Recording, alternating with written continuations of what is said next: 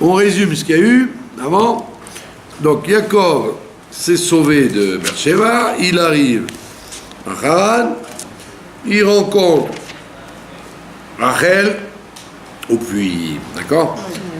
Et il te dit que Lavan, il avait deux filles, une grande qui s'appelait Léa et la petite qui s'appelait Rachel. Quand on dit grande et petite, ça ne veut pas dire qu'elles avaient 10 ans d'écart. C'est que c'était des jumelles, oui. Comme Yaakov et Esav. Donc le premier qui sort, on l'appelle le grand, et le deuxième qui sort, on l'appelle le petit. Donc c'était des jumelles, comme Yaakov et Esav. D'accord? Maintenant on a dit, quelle différence y avait-il entre Léa et Rachel? C'est que Léa, il a écrit qu'elle avait des yeux, des tout petits yeux.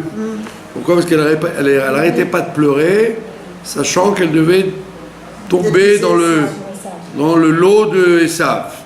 Parce que les gens disaient, à l'époque, on faisait les mariages sans demander l'avis aux gens, hein, jusqu'à il n'y a pas longtemps, jusqu'au siècle dernier, c'était comme ça.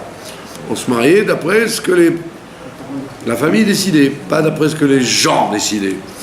Bon, aujourd'hui, on est passé de l'autre côté. C'est tout juste s'il vous invite, tout juste s'il vous informe, la veille du mariage, de venir. Donc on est arrivé à la situation où les gens dans les deux pays disaient « Oh ben, la grande se marie avec le grand et la petite avec le petit. » Donc Rachel se disant « Je dois marier avec Jacob », donc elle était de bonne humeur.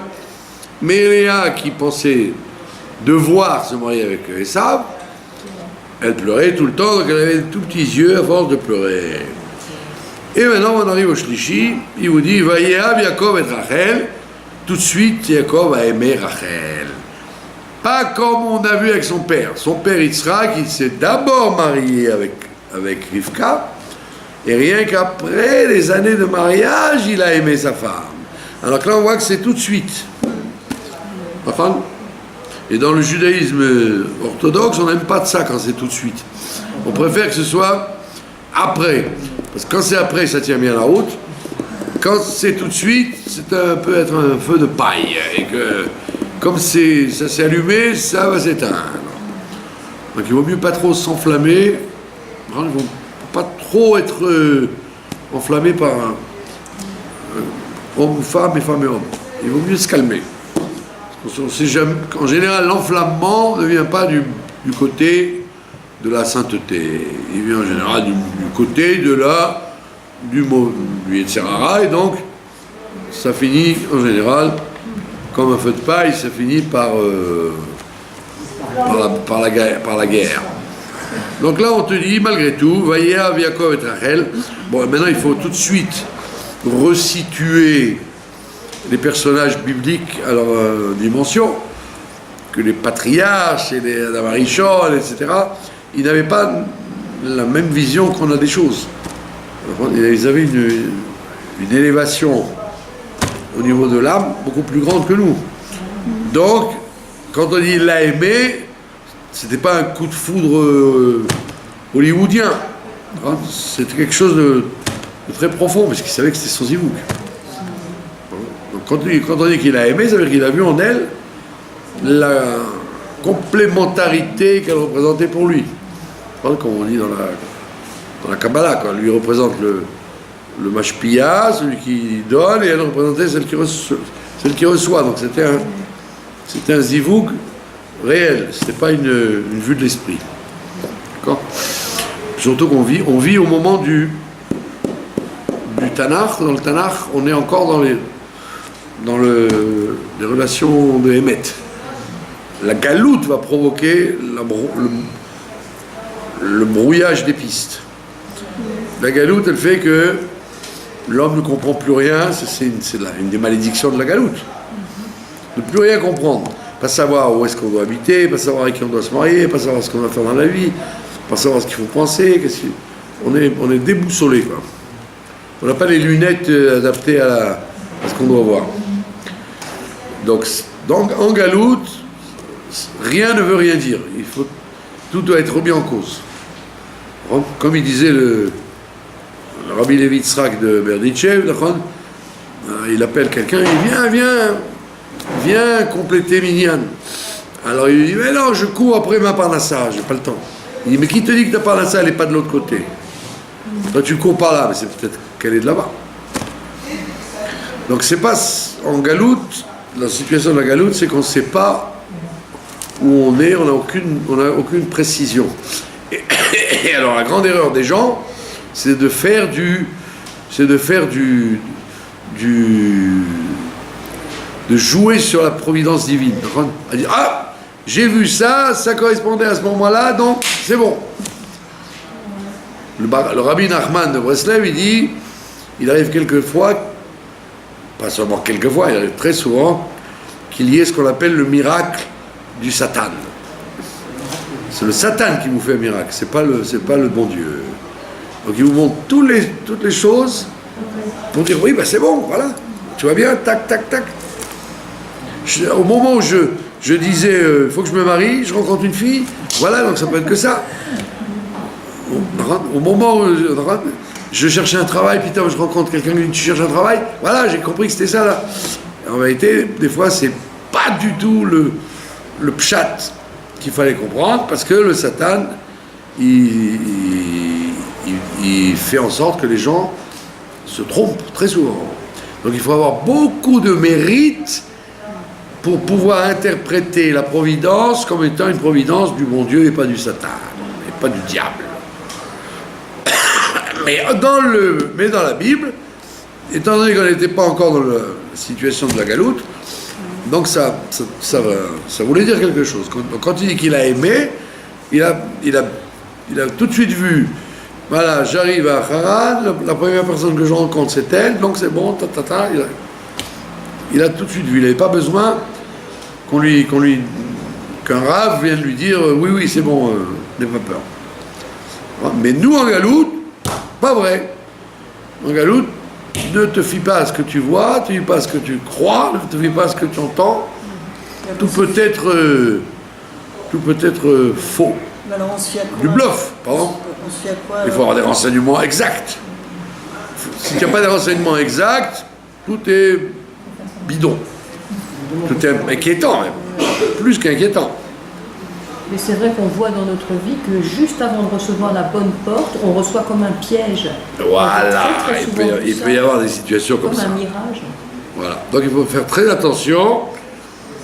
C'est pas parce que une chose se goupille comme il faut que c'est une preuve que c'est ce qui doit se passer. Des fois, c'est pas du tout ça. Voilà, c'était une parenthèse qui est plus qu'une parenthèse, qui est un très long dossier sur comment interpréter les événements et les choses qu'on rencontre dans la vie. D'accord? Donc on dit, il a aimé Rachel. Vayomer et votre Sheva Shanim. Et donc il a dit à Lavan, je travaillerai 7 ans Berachel Bitra Aktana. Pour Rachel, Bitra, ta fille, Aktana, la petite. En termes juridiques, quand vous écrivez un contrat, vous écrivez un contrat chez le notaire ou chez l'avocat, vous allez très souvent voir écrit les initiales. Rabak. Vous savez quoi ça, Rabak? Ça veut dire Kerachel Bitra Aktana. Ça veut dire, c'est exactement comme je te le dis, sans interprétation possible. Parce qu'il lui a dit Rachel, comme je te connais, tu vas me dire, tu vas me filer une autre Rachel, et tu me dis, voilà Rachel, Bitra, ta fille, et pas ta belle-sœur ou ta cousine ou quelqu'un d'autre. Et Aktana, la petite, et pas une. Donc c'est bien précis, Kerachel Bitra Aktana. Donc quand vous avez un contrat, il y a écrit je loue 3 pièces avec fenêtre sur rue, il te dit Kerachel Bitra Aktana. C'est-à-dire qu'il faut vraiment qu'il y ait 3 pièces. Il faut vraiment que ce soit sur rue, il faut pas qu'il y ait une possibilité d'interpréter autrement que ce qui est écrit. C'est pas à double sens. Ça ne peut être qu'à un seul sens. Donc il lui a bien précisé Berachel, Bitra, Aktana. Sinon vous auriez dit je veux travailler pour ta fille, et j'aurais compris qu'il parle de Rachel. Non, il a précisé, connaissant le loustique qui était son beau-père, qu'allait être son beau-père. D'accord? Alors, Vayomer Lavan, Tov Titi Otalach, Lavan lui a dit, oh, je préfère la donner à toi. Tov Titi, Titi c'est la chaîne de la tête. C'est mieux que moi je te la donne à toi, mi Titi Otal et Ishacher, que de la donner à un autre homme. Non, c'est même pas bien élevé, quoi.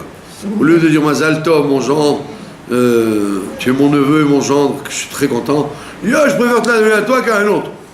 C'est une maladresse.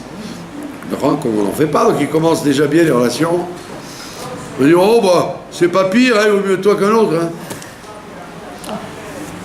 Shva, il m'a dit, reste avec moi, installe-toi avec moi. Et il lui a pas dit, tu sais, 7 ans c'est beaucoup de travail. Il a dit, ouais, d'accord, 7 ans. C'est énorme, 7 ans de travail pour connaissant les forces qu'il avait, etc. Donc il n'a pas fait 1 gramme de cadeau. Surtout si finalement c'était 14. C'était gratuitement. Gratuitement. Oui, je travaille gratuitement 7 ans. Bon, tu me donnes de quoi manger. Et dans 7 ans, j'épouse ta fille. Oui, mais après, il s'est fait du bétail quand même. Pardon? Après les 14. Pour l'instant, on en est là. Vaya Vod, Yaakov Berachel, Sheva Shanim. Yaakov a travaillé pour Rachel 7 ans. Vayiyu Be'enav, et c'était à ses yeux, Keyamim Achadim, comme le nombre de jours très petit que sa mère lui avait annoncé. Elle a dit, reste là-bas quelques jours. Yamim Achadim. Yamim Achadim, en réalité, c'était pour lui 7 ans. Pourquoi? Be'avatoi Ota, parce qu'il l'aimait. Comme il l'aimait, donc c'est passé très vite pour lui. Donc vous voyez bien que le temps est élastique. Quand vous vous ennuyez, quand vous souffrez, vous avez le sentiment que le temps est long.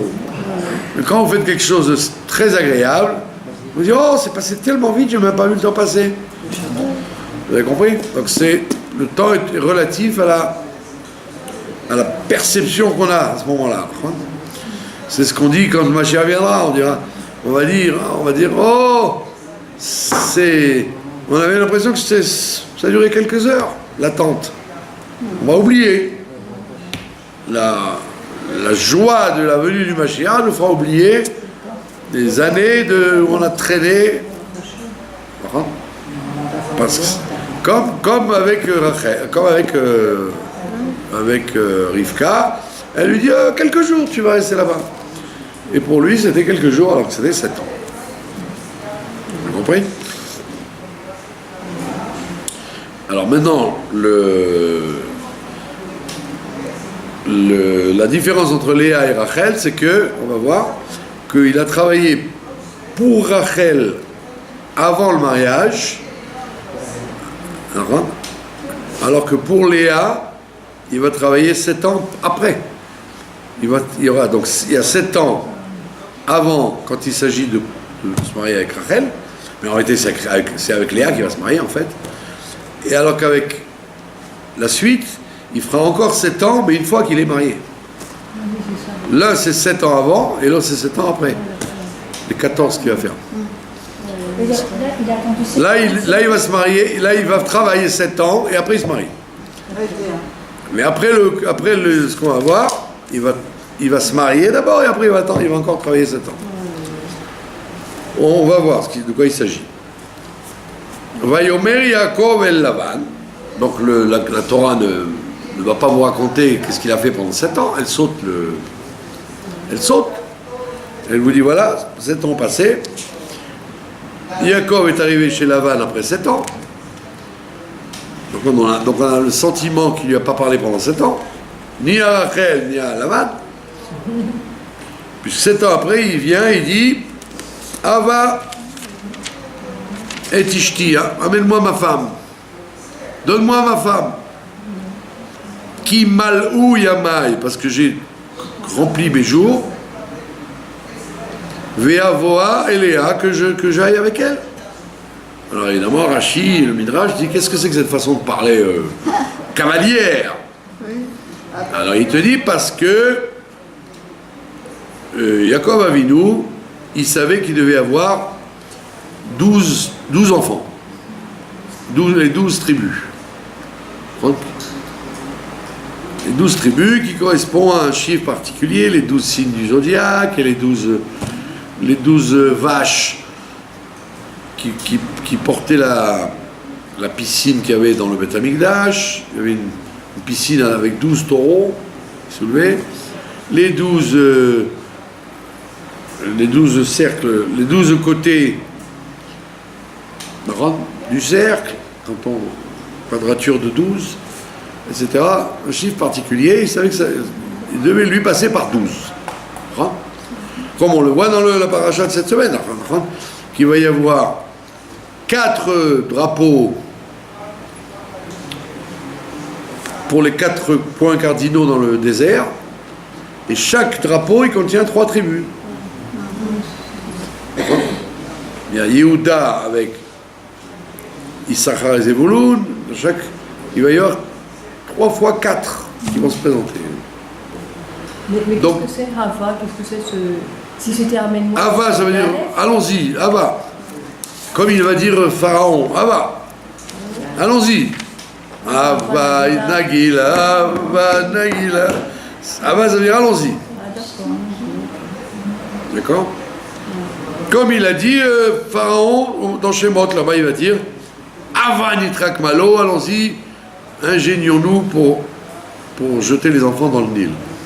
Donc Hava, ça veut dire allons-y. D'accord? Et donc Rachid te dit, donc c'était pas une façon cavalière de parler, mais c'est que, comme il était vieux, il a dit, il serait temps que j'ai mes 12 tribus. Il avait quel âge là? Il avait 84. Donc ça faisait quand même, ça faisait déjà un bail. Pourquoi? Parce refaisons les calculs. Son père l'a eu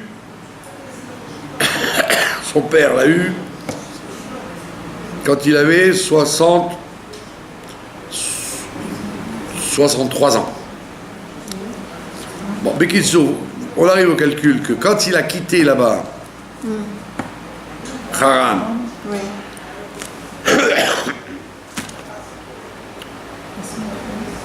il a 63 ans lui aussi. Il va rester 14 ans à étudier la Torah chez Shem et Ever à Yerushalayim. Il ne va pas dormir pendant 14 ans, comme on a vu l'autre fois. Il a dormi là où il a mis les pierres. Mais pendant 14 ans, il n'avait pas dormi avant. Donc 63 plus 14, et encore 7 maintenant. Donc il a 84. Donc ça fait quand même un bail.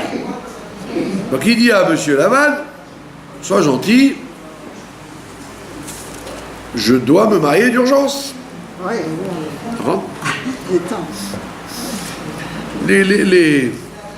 Les êtres humains en général, ils n'ont pas conscience qu'un mariage entre le temps et l'occasion.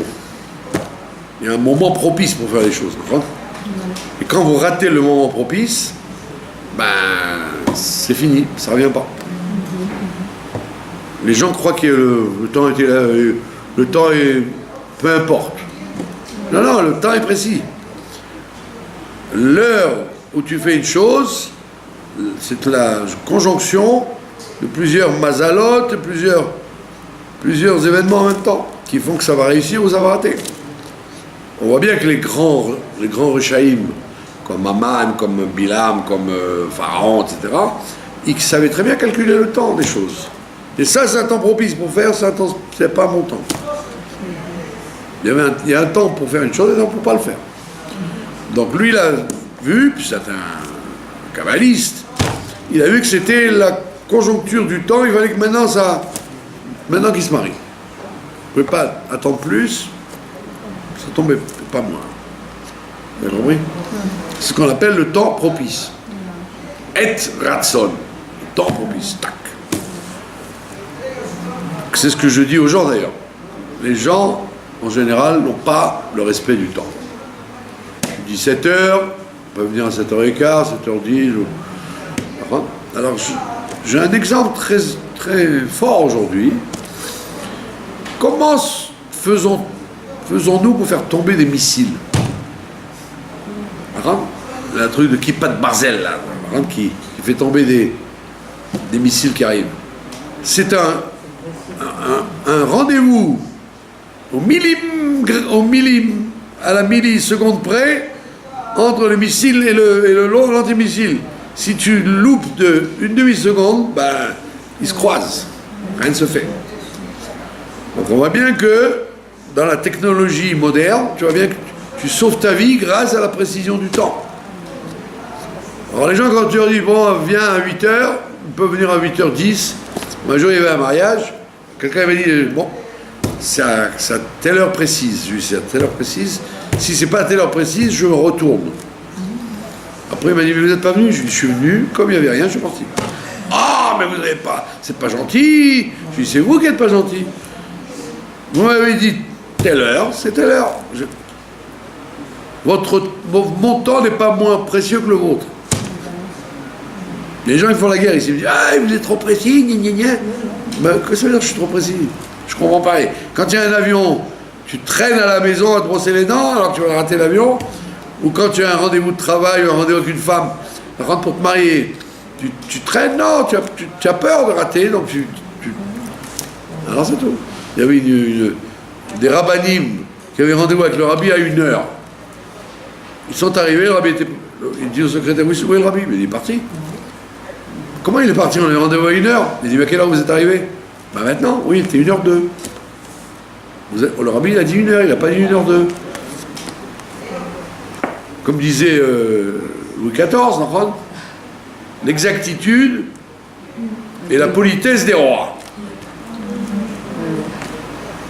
Donc les gens n'ont aucune conscience de l'importance du temps.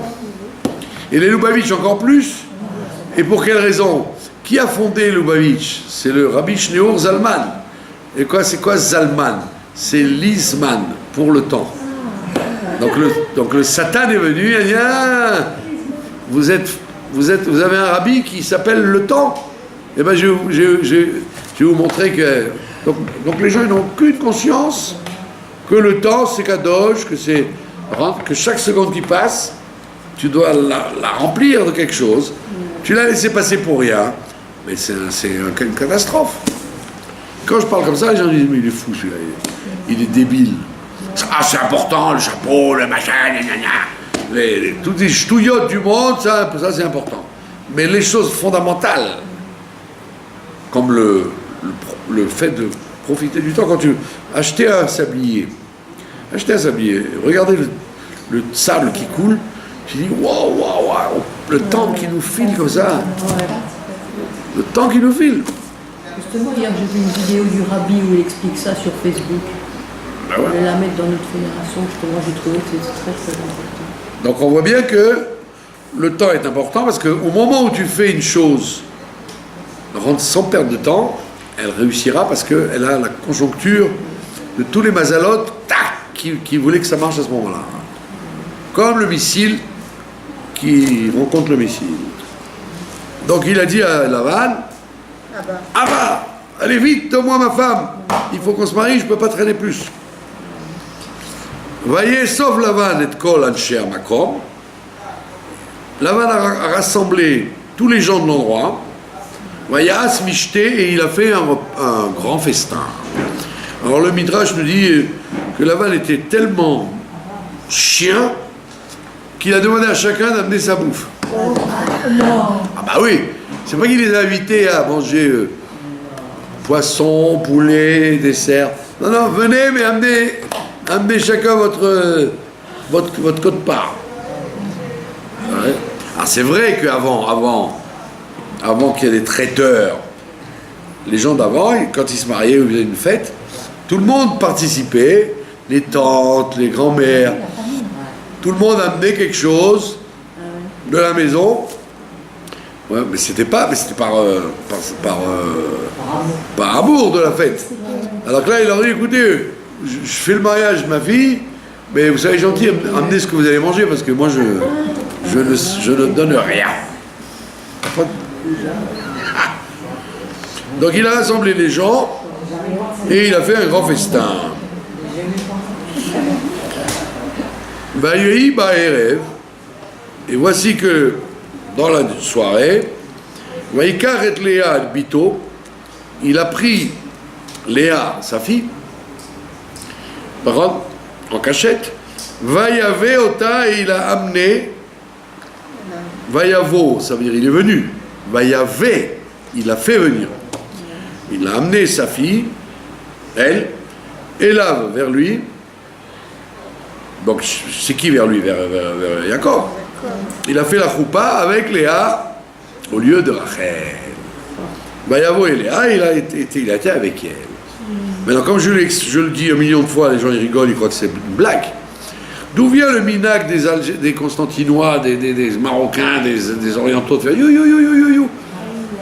D'où ça vient ce minac? Quand il y a des mariages, quand la Kala arrive au moment du mariage, ils vont you you you you you you you. Alors les gens ils croient que c'est un truc des Arabes. Hein?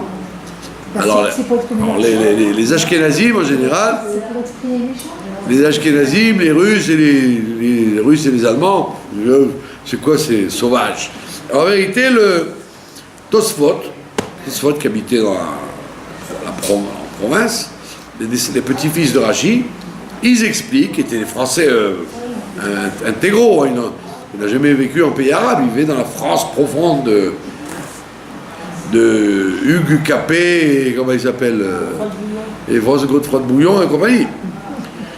Alors eux ils disent qu'en fait, d'où vient ce minag de faire you, c'est pas les Arabes qui l'ont inventé, c'est les amis de Rachel et Léa. Ils voulaient prévenir Jacob que ce n'était pas Rachel, comme elle était couverte. On ne voyait pas son visage. Et donc il n'a pas vu sa tête. Donc il n'a pas vu vérifier que c'était Léa ou Rachel. Alors qu'aujourd'hui, on fait exprès. On la laisse découvert la tête, que le khatan il voit qu'il ne se fait pas rouler, et qu'après il lui descend le voile, comme ça, il sait qu'à la roupa c'est bien elle. On n'a pas interverti. Donc comme elle, c'est le père qui lui a amené sous la roupa, les femmes ont crié Léa, Léa, Léa, Léa, Léa, Léa, Léa, Léa, Léa, Léa, Léa, Léa. Et lui qui était un Ashkénaz, qui comprenait rien, il a dit bon, c'est des minags arabes. Et ils n'ont pas compris qu'elle le prévenait Lia, Lia, Lia, Lia, Lia. C'est pas Rachel, c'est Lia. Et ça, c'est un Tosfot qui raconte ça, c'est pas une blague. Tosfot, il dit c'était un cri pour lui dire fais attention, il ne sait pas qui c'est, ton beau-père, c'est un roublard. Il touche tout, chaque fois qu'il pourra te faire une entourloupe, il te la fera. Donc tout le monde savait que c'était Léa, sauf voilà, sauf Jacob, parce que ça vient d'en haut. Comment ça vient d'en haut? Comme on a dit, c'est vrai que Rachel devait se marier avec Jacob et Esav avec Léa. Seulement, monsieur Jacob, avant de partir, qu'est-ce qu'il avait fait quand il était petit avec son frère? Il lui a vendu la Bechora. Alors il a dit, ah, tu as vendu la Bechora, donc qui c'est le Bechor maintenant? C'est Jacob le Bechor. Donc déjà, tu ne peux pas jouer sur tous les tableaux. Tu as dit que tu es le Bechor, donc c'est Léa ta vraie femme, c'est pas Rachel. Et deuxièmement, quand il demande les brachot à son père, alors il les reçoit. Après, quand Esav il arrive, il lui dit papa, donne-moi une bracha. Mais il dit non, je peux pas parce que la bracha que j'ai faite à ton frère, c'est que tout ce qui est à toi sera à lui. Tu seras son esclave.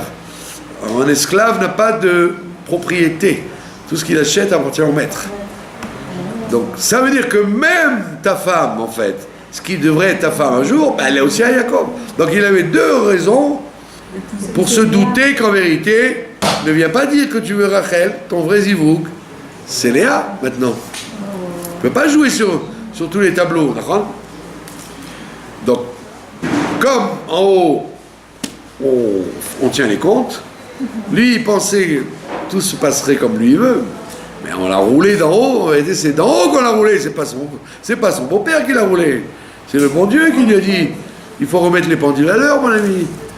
Tu peux pas en même temps dire je suis l'aîné et me marier avec la cadette. Vous avez compris? Ça veut dire que dans la vie, c'est l'arroseur arrosé. Dans la vie, il n'y a pas d'embrouille. Tout ce qui se passe, c'est toujours le juste retour des choses. Seulement, comme on veut être aveugle, alors on dit qu'est-ce qui s'est passé, j'ai pas compris. Ben, ce coup-là que tu viens de recevoir, tu l'as fait il y a 10 ans à quelqu'un d'Achron? Ah ouais, non, ben ça va, faut pas confondre. Ah oui, comme tu as fait il y a 10 ans, tu as fait 10 ans après. Mais là, on le voit, l'exemple, la Kedusha ne fait pas de cadeau. Ram! Vous avez compris? Dans le monde de la vérité, tout se paye et tout retombe sur ses pieds. Et donc il n'y a aucune raison, c'est pour ça qu'il ne s'est pas énervé. Il ne s'est pas énervé. Ben non, il s'est énervé avec son beau-père, mais il aurait pu crier ses femmes en disant vous êtes dégoûtantes, hein, vous auriez pu me prévenir. Alors, on voit que le matin, il a dit que c'était Léa, et c'était pas Rachel. Il aurait pu lui crier dessus, les crier aux deux. On voit qu'il n'a rien crié, il a crié le beau-père. Parce que le beau-père, lui, c'est un sale type. Mais elles ont en vérité été les C'est pour ça que Rachel a donné les signes à Léa. Elle, c'était par Messirut Nefesh. Elle a dit si elle ne se marie pas avec lui, elle va tomber chez Esav, qui l'attendait de pied ferme. Donc par gentillesse, Rachel c'est la femme du sacrifice. Parce qu'elle avait aucune assurance qu'il n'allait pas la divorcer, qu'il allait divorcer, il n'avait aucune raison de divorcer de Léa pour se marier avec elle. Donc il aurait pu très bien dire je reste avec Léa et toi tant pis pour toi. Et c'est elle qui serait tombée chez Rachel, chez Esav. Il se trouve que il a été fair play. Il a dit bon allez, je veux aussi maintenant me marier avec Rachel. Sinon il aurait dit non, je me marie avec Léa, ça suffit. Je peux pas deux, une suffit. Et on voit que la providence a fait qu'il a été vers elle et il a dit allez, je prendrai aussi Rachel. Mais elle n'a aucune assurance, elle a donné sa vie. Elle a fait Messirut Nefesh pour ça. Parce que nous, on connaît la fin de l'histoire. Mais elle aurait pu dire, ça y est, il s'est marié avec elle, donc c'est fini. J'ai raté le coche. Donc c'est une grande femme, cette Rachel. Vaïten. Alors, qu'est-ce qui s'est passé? Pour brouiller les pistes, Monsieur Lavan, Vaïten Lavan, là, et Zilpa Shifrato. Il a donné Zilpa en tant que servante, l'Eléa Bito, à sa fille Léa, Shifra en tant que servante. C'était la coutume, jusqu'à très tard dans l'histoire, qu'il y avait la maîtresse et la servante. C'était une satellite de la femme. Vous aviez la reine avec la servante qu'elle est avec. Et la servante, c'était au même niveau que la femme de qui elle était la servante. c'est une princesse, servante de princesse. C'était une reine, servante de reine. Donc il y avait comme une espèce de quoi? Ouais, c'est ça. C'était pas qu'on prenait n'importe quel boniche. Regardez, tiens, c'est la servante du... Non, il fallait que ce soit correspondant. Or, comme c'était correspondant, il apprécie le pas parce qu'elle était toute maigre. Donc elle passait pour une jeune servante. Et donc il a dit, tu vois, bah oui, si c'est la jeune servante, c'est donc la servante de Rachel. Alors qu'elle était la servante de Léa. Il a collé à Léa pour tromper Jacob. Et c'est la jeune servante, donc c'est sûr que c'est Rachel. Nous on comprend rien parce que nous ça marche plus comme ça. D'accord. Quand on se marie, on se marie pas avec la servante avec. D'accord. Mais à l'époque, les gens les nobles, d'accord, il y avait en même temps une cour, etc., une servante qui allait avec. Donc c'était pas une servante dans le sens qu'elle faisait le ménage. C'était une accompagnatrice dans sa vie. Et donc automatiquement, quand il s'est marié avec sa femme, il avait la servante comme deuxième femme. C'est pour ça qu'on a besoin de parler de Zilpa. On dit pourquoi j'ai besoin de savoir qui c'est sa servante. Non, parce que quand tu te maries, tu avais deux femmes. La femme officielle, la princesse, et la servante qui allait avec. À la différence, ce qu'on appelait aussi une pilégesh. Il y avait une autre terminologie, pilégesh. La différence, c'est que la femme, la vraie femme, elle avait une ketouba, un contrat de mariage avec des obligations, etc., alors que la servante, elle n'a pas de ketouba. Elle est sa femme, mais il n'a pas les mêmes comptes à rendre vis-à-vis de la pilégesh chez Franck. C'est un statut différent. Donc on ne comprend plus rien à tout ça parce que avec la fin de la noblesse, l'Antiquité, tout ça a disparu du calendrier hein? Mais très très très loin dans l'histoire, c'était habituel, quoi. Mais les enfants de la Pilégesh, alors, puisqu'il a des enfants avec, ils ont des droits différents? Voilà, ce sont les droits des enfants. Ce sont les enfants de la Pilégesh. C'est pas la même force que les enfants de la première. On va le voir avec Yosef quand il va se bagarrer avec eux. Il va se bagarrer avec eux, Rachid te dit clair, qu'il va avoir des très mauvais rapports avec ses frères à égalité, mais avec les enfants des servantes, il sera en bon rapport. Parce que c'était pas la même relation. Il y avait une rivalité au niveau des enfants des femmes officielles et une relation différente avec les femmes des Pilakshim. La Dan et Naphtali, etc., on va voir que ça sera différent la relation. Donc nous on ne peut pas comprendre ça parce qu'il y a eu la démocratie qui est venue et qui dit tous les gens sont égaux, il n'y a pas de différence, le président de la République ou le paysan d'Auvergne, ils sont tous égaux. Mais à l'époque, il y avait une hiérarchie très respectée depuis l'Antiquité jusqu'à la Révolution. Il ne faut pas croire que c'était normal, c'était pas shoot. Donc quand Sarah a donné Agar à Abraham, elle n'a pas fait quelque chose de tellement... Voilà, vous avez compris. Voilà. C'est pour ça que le mariage avec Sarah, avec Agar, c'était en quelque sorte quelque chose qui allait de soi. Exactement. C'était pas une nouveauté extraordinaire. Et on voit bien les rois, les patriarches, plein de gens importants, ils avaient toujours des femmes officielles et des femmes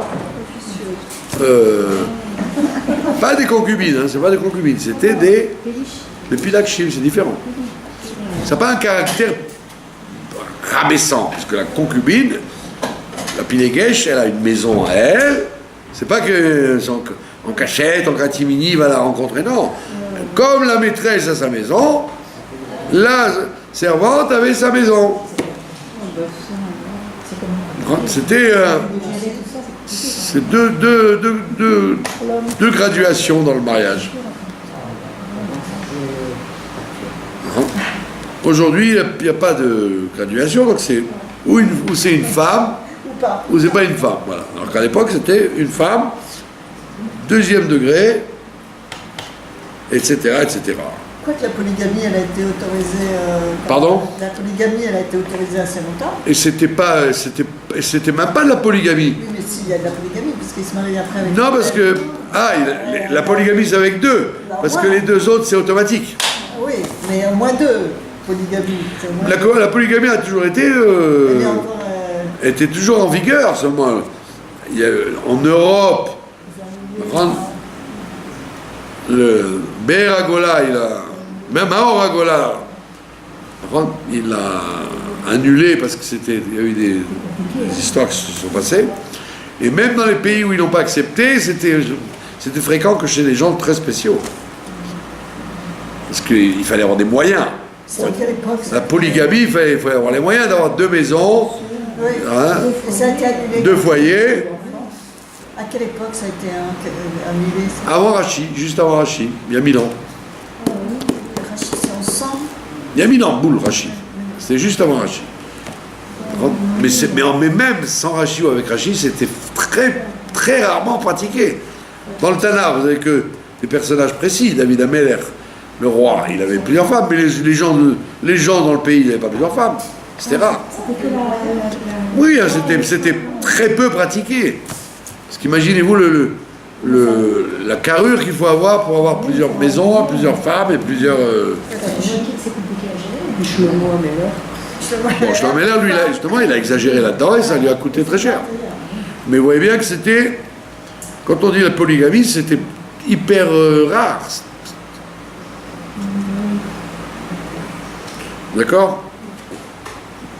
D'ailleurs, quand on en parle, c'est que si on en parle, c'est que la plupart des gens n'étaient pas polygames. Ceux dont on parle, ils sont polygames. Les autres ne le sont pas. Vous voyez bien qu'Adam Arishon n'a pas été polygame, Noach n'a pas été polygame, Moshe Rabbeinu, il y a plein, la plupart des gens ne le sont pas. Yitzhak aussi, etc., etc. Donc là, on a dit tout à l'heure, il fallait faire 12. Donc 12, il fallait que ça marche par 4 fois 3. Donc lui, au départ, il a pensé avoir 12 enfants avec Rachel. Ça devait être comme ça, le projet initial. Et on voit que ça a été partagé en 4. Bah, Boker, il te dit, et ce fut le matin, Veine Léa, et voici que c'était Léa. Qu'est-ce que ça veut dire, voici que c'était Léa? Alors il dit, en fait, Rachid dit, enfin le Midrash ramène, quoi, et dans la nuit c'était pas Léa, ça veut dire quoi, le matin c'était Léa? Et la nuit c'était pas Léa? Depuis le départ c'était Léa. Il dit non, parce que Rachel, elle avait donné les simanim. On demande c'est quoi les simanim? C'est quoi les simanim? Des trucs de sourd-muet. C'est quoi les simanim? Non, c'était les lois de la pureté familiale. Quand il lui a demandé, en plus comme elles étaient jumelles, elles avaient la même voix. Non, très difficile à savoir même. Comme avec, oui, ils avaient la même, c'était des vraies jumelles. Elles avaient la même voix. Les vrais jumeaux, ils ont la même voix. Moi, j'ai connu des jumeaux. Vous parliez avec eux, mais c'est pas seulement le visage, mais la voix était identique. Donc quand il lui a demandé certains renseignements, il s'est rendu compte qu'elle connaissait les lois de la pureté familiale. Alors il dit, ça peut être que Rachel. Alors que sa sœur lui avait enseigné. Donc c'est pour ça qu'il a cru que c'était Rachel. C'est ça les simanim. C'était pas des histoires de son muet. Je me suis toujours demandé comment il n'avait pas reconnu sa voix, justement. Ben voilà. Donc on voit bien que il ne faut pas prendre les gens pour des abrutis. Il était sûr que c'était Rachel. Parce qu'il a sondé, il a voulu si elle connaissait les lois du Shabbat, les lois de la Kashrut, etc. Puis Tom, il voit que même les lois de la pureté, elle connaît. Donc il dit, donc ça ne peut pas être Léa, j'ai jamais parlé avec elle, je ne la connais pas. Et qui aurait pu dire à Rachel? Eh bien lui, il avait enseigné par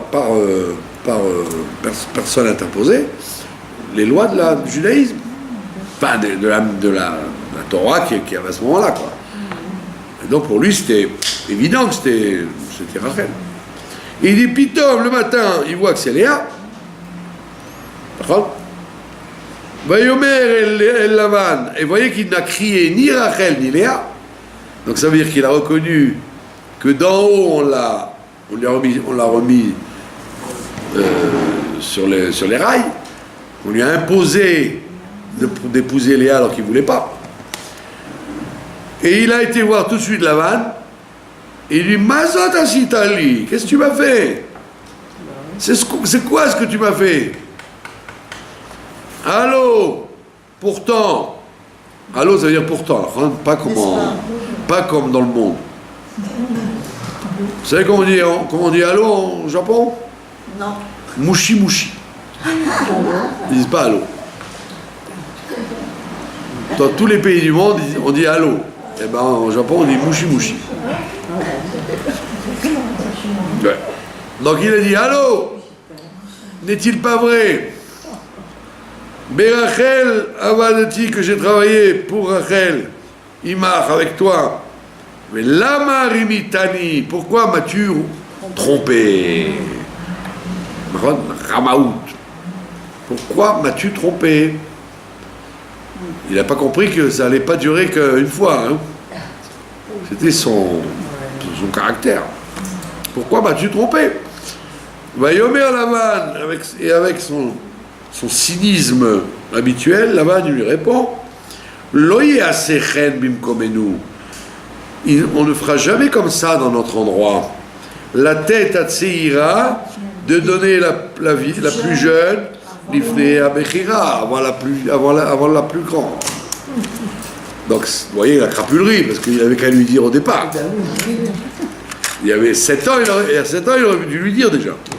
Surtout que lui avait dit Rachel, Bitra, Aktana. Je te préviens.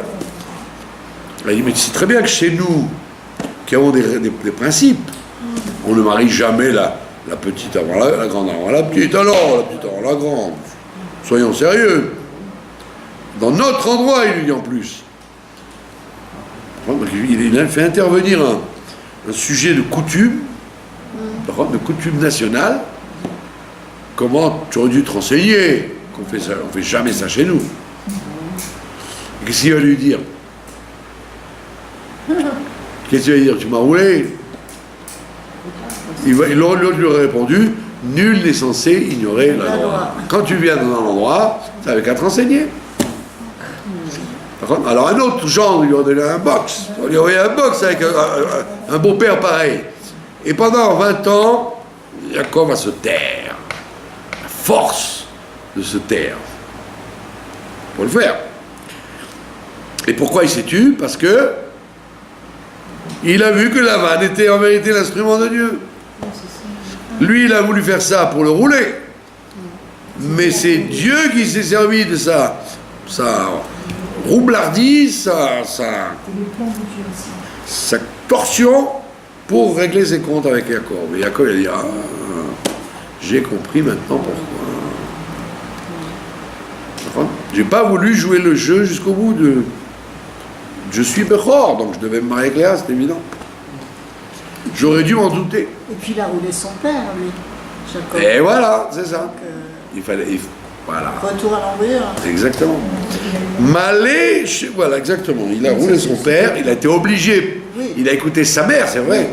Mais comme on a dit 1000 fois, 3000 fois, il y a des gens qui ne savent pas ça. C'est un grand principe qu'il faut connaître, que même quand tu es obligé, tu es contraint par la vie, tu payeras quand même là où, ce pourquoi tu as, bien que tu as été contraint. Mais c'était le plan d'Hachem, qu'il soit le Béran et qu'Israël sorte de l'Égypte. Non, mais vous auriez pu dire, s'il avait été méritant, son père aurait voulu le bénir directement. Il a fallu qu'il passe par une ruse, donc on dit, ah, tu passes par la ruse, donc tu vas être obligé de te ruser toi-même. C'est-à-dire, même quand tu fais une chose malgré toi, c'est un grand clal dans la métaphysique de chez nous. Même quand tu fais une chose par force, tu ne pouvais pas faire autrement, eh ben, on te le fera payer quand même. Et si on se défend... Il faut prier pour être méritant que toujours les choses soient droites. Mais si quelqu'un, par exemple, tue par légitime défense, Pareil. ça va être payé aussi. Eh oui. Il aurait dû Et c'est- être dans... Pas essayer, il aurait dû tomber dans un cas de figure où il n'aurait pas eu besoin. Voilà. D'accord. Ça veut dire que la vie, elle est... Il faut avoir à créer un médecin de cette rang. Voilà, la vie, elle est... La justice est implacable, ça veut dire. Même si c'est pas de ta faute, hein, c'est ce que dit le Rashi là-bas dans la paracha des villes de refuge. Hein. Il dit, celui-là, il a tué involontairement, et celui-là, il a tué volontairement. Donc, celui-là aurait dû être tué, puisqu'il a tué volontairement, et l'autre aurait dû se sauver en ville de refuge, puisqu'il a été involontairement. Et aucun des deux n'a rien fait. Il dit, ils vont se retrouver dans une auberge, et ils vont monter sur une échelle, et celui qui a tué volontairement, celui qui a tué involontairement va tomber devant tout le monde sur celui qui a tué volontairement. Donc lui, l'assassin, il va être tué. Et celui qui a tué involontairement, il va retuer encore involontairement pour que tout le monde le voit. Il dit, monsieur, il faut que tu partes en ville de refuge. Ça veut dire que les deux ont retrouvé, on est retombé sur nos pieds avec les deux. C'est-à-dire, même quand tu fais une chose que tu n'étais pas, que tu étais obligé de faire, ça t'est arrivé malheureusement, tu devras réparer cette chose-là. Dans la vie, c'est comme ça. Donc c'est pour ça qu'il faut toujours être zoré. Il faut mériter que les choses soient droites. Pas que ça passe par un biais détourné. Bien que tu puisses dire, ah mais je n'y étais pour rien, mais strictement pour rien. Bon, je n'y étais pour rien, tu étais pour rien. Non, parce que quand on est méritant, ça n'arrive pas. On ne te met pas dans cette... on t'oblige, voilà, on te fait sauver de la situation où tu es tombé. Donc il a très bien compris ça, et donc il a accepté. Et qu'est-ce qu'il lui a dit? Lavan, m'allez chez vous à Zot, fini cette semaine-là. De là on voit que même eux, ils connaissaient la coutume des 7 jours de fête, de Sheva Brachot, dans le mariage. Il lui dit carrément, fini cette semaine-là, ça veut dire que Lavan, il avait la coutume, déjà, de faire 7 jours de fête au Ratan et à la Kala. Eh oui, fini cette semaine-là. Venitena, et te sera donné à toi, Gametzot, même celle-là, c'est-à-dire la deuxième. Vous voyez en plus qu'on lui parle de ses filles encore. Gametzot, il est prêt vraiment pour la marchandise, quoi. Bavoda, et c'est pas gratuit, il lui dit attention, hein. Je vais te la redonner la deuxième, t'inquiète pas. Pas pour un travail, Asher, Tavod, il m'a dit que tu feras avec moi. C'est-à-dire, il dit tu vas rempiler pour 7 ans. Oh, Sheva Shanim Acherot, encore 7 ans.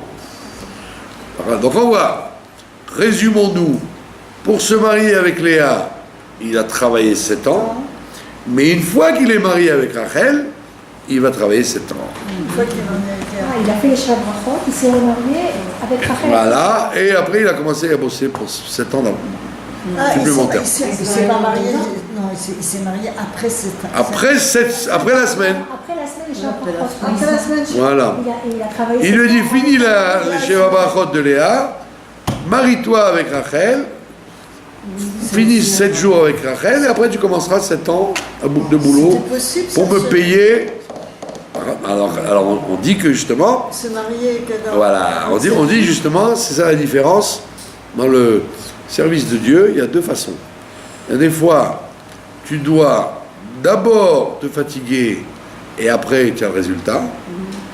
Et quelquefois, on te donne le résultat et après on te demande de te fatiguer. Mais il n'y avait pas un délai. Un exemple, par exemple, quand le rabbi fait un miracle de bonne santé à quelqu'un. Quelqu'un doit mourir. Et il fait une bracha, il dit bonne santé. Alors les gens disent, ah tu vois, le rabbi il a fait une bracha pour qu'il soit en bonne santé. Pas du tout. Il lui fait une bracha pour être en bonne santé parce qu'il a besoin de lui. Il veut qu'il fasse tel et tel rôle dans ce monde-là. C'est pas un cadeau gratuit. Alors, il y a des gens qui sont méritants, alors ils travaillent et Dieu leur fait un cadeau. Il y a des gens, c'est le contraire, on leur fait d'abord le cadeau et après on attend le travail. Et ça c'est la grande psychologie des deux principes de Léa et Rachel.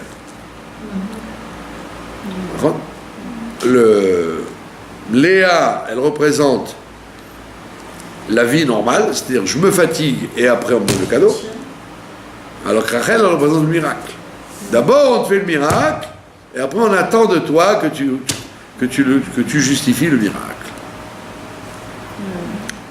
C'est pour ça. Il avait quand même travaillé cette année et 7 jours finalement pour elle, quoi, finalement. À qui? Ben Rachel, il avait travaillé en fait pour elle. Donc c'était un miracle, mais... Non, il a travaillé pour Léa. Il n'a pas su, mais c'était pour Léa, on va dire qu'il a travaillé. Voilà. Il a travaillé pour Léa, et c'est ce qu'on te dit. Léa, c'est le monde normal, c'est-à-dire d'abord tu travailles, et après tu as le cadeau. Mais c'est Alors que Rachel, c'est la galoute. Dieu te fait des cadeaux, et après il attend que tu travailles. Il attend de toi que tu fasses. Des fois tu dis, attends, mais pourquoi Dieu m'a donné ça? Qui je suis moi? Mais Coco, tu n'es rien du tout. Le bon Dieu, il attend maintenant là. Il veut devoir jouer. Ah bon, alors ce qu'il m'a donné, c'était pas un cadeau. C'était pas un cadeau. C'était une avance sur salaire. Tu vas travailler maintenant. Quelqu'un il échappe à un accident, il a un grave accident. Il y échappe. Voilà, comme votre histoire là de. Donc tu aurais dit, Dieu est gentil avec moi. Pas du tout. Dieu il investit sur toi. Il dit, je t'ai sauvé, mais c'est pas gratuit. Je t'ai sauvé parce que j'ai besoin de toi. Je veux que tu fasses ça et ça et ça et ça. Et je donne pas des missions aux morts. Je donne des missions aux vivants. Vous avez compris? Et donc il ne faut pas le voir comme un cadeau gratuit. Et puis ça y est, Hachem, c'est servi. Non. Si Dieu m'a fait ça, c'est qu'il attend de moi quelque chose. Et voilà l'histoire de la Rachel Léa. Pardon? J'ai dit oui, j'ai le trac du symposium là dans mon sac. Vous avez compris? Et pourquoi il est resté encore travailler après? Il est resté 20 ans, dans combien de temps? Après, il s'est monté à son compte. Après les 14 ans. Après, il va dire à son beau-père, tout ça, j'ai rien fait pour moi, j'ai fait que pour toi et me marier avec les deux filles, maintenant je veux pour moi-même. On va terminer avec ça. Vayas Yaakov Ken. Et donc Yaakov, il a accepté, il a obtempéré. Vayemale Shvuazot, il a terminé la première semaine. Vayitello et Rachel Bito. Et quand même, il a été sérieux. Il n'a pas roulé pour cette fois. Et il lui a donné Rachel en tant que femme, deuxième femme. Vayitel Lavan, les Rachel Bito. Et il lui avait donné, pour le rouler, il avait donné et Bila, Shifrato. Bila, elle était plus vieille que Zilpa, exprès elle était plus vieille comme servante, pour tromper Keroubla. Ouais. Et Lavan Arami, c'était un morceau, comme on dit. Hein. J'ai dit à quelqu'un un jour, parce qu'il y avait un patron qui faisait toujours ça. Alors il me dit, j'en ai marre, c'est quoi? Je lui dis, tu as de la chance parce que lui, Lavan, c'était tous les jours qu'il changeait le... Il dit, moi j'ai dit ça, pas du tout, c'est autrement. Bon, d'accord. J'ai dit ça, mais non, c'est autrement. Il le rendait fou, quoi. Et là, on voit qu'il est sérieux. Il lui donne Rachel. Vaïtel Lavan, Rachel, Bito et Bila. Shifrato, il lui a donné Bila, sa servante, là. Pour elle, les Shifra, en tant que Shifra. Et on en restera là. Mais simplement, rappelez-vous, pour la petite histoire, que il y a écrit là-bas que je vous ai mis en Égypte dans le creuset de fer. Qu'est-ce que c'est un creuset de fer? Je mets le fer avec la pierre et en faisant chauffer, le fer coule et la pierre reste. Donc je fais le tri pour avoir du fer. Alors on appelle ça cour à barzel, le creuset de fer. Alors on dit pourquoi on appelle ça le cour à barzel? Parce qu'on dit barzel, c'était les initiales de Bila, Rachel, Zilpa, Léa. Le cour à barzel, c'est en Égypte qu'on a fait le tri entre tous les descendants de Bila, Rachel, Zilpa, Léa qui sont sortis d'Égypte et ceux qui ne sont pas sortis. Donc on voit que barzel, c'était les initiales nos quatre matriarches. Voilà. Je vous remercie de votre attention.